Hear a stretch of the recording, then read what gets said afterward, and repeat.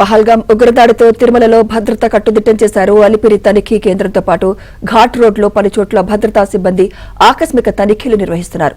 RTC బస్సులతో పాటు private వాహనాలను, అందులోని లగేజీలను తనిఖీ చేస్తున్నారు.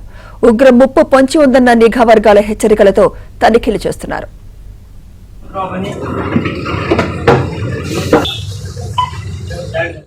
ఇదే అంశంపై మరింత సమాచారం మా ప్రతినిధి జితేందర్ అందిస్తారు. జితేందర్, సుమిత్ర, పహల్గామ్ లో దాడి ఘటన నేపథ్యంలో తిరుమలలో భద్రతా సిబ్బంది అప్రమత్తమయ్యారు.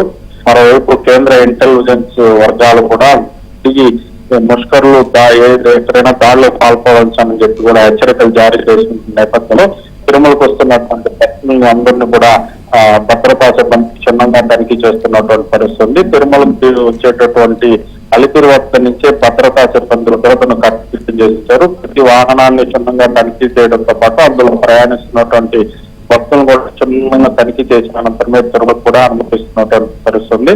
మరోవైపు సర్ప్రైజ్ కూడా టీటీడీ విజిలెన్స్ సిబ్బంది ఘాట్ రోడ్ తో పాటు తిరుమలలో కూడా పలు చోట్ల తనిఖీలు నిర్వహిస్తున్నారు. భక్తులు ప్రయాణిస్తున్నటువంటి వాహనాలను క్షుణ్ణంగా తనిఖీ చేస్తూ అందులో ఏదైనా అనుమానిత వస్తువులు కనపడటం భక్తులంతా కూడా విచారించి తిరిగి వారి వివరాలంతా కూడా సేకరించి వదులుతున్నటువంటి. అలాగే తిరుమలలో కూడా భద్రతను కట్టుదిట్టం చేశారు. తిరుమల శ్రీవారి ఆలయం వద్ద కూడా భద్రతను పెంచడంతో పాటు అక్కడ ఆక్టోపస్ సిబ్బందితో రౌండ్ ద క్లాక్ కూడా పహారా కాసే విధంగా కూడా ఏర్పాట్లు చేశారు. మొత్తానికి చూసుకుంటే పహల్గామ్ లో జరిగినటువంటి దాడి నేపథ్యంలో తిరుమల మొత్తం కూడా హై అలర్ట్ ప్రకటించినటువంటి పరిస్థితి.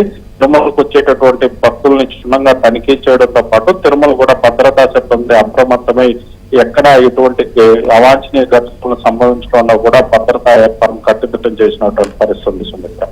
Right, thank you Jitender.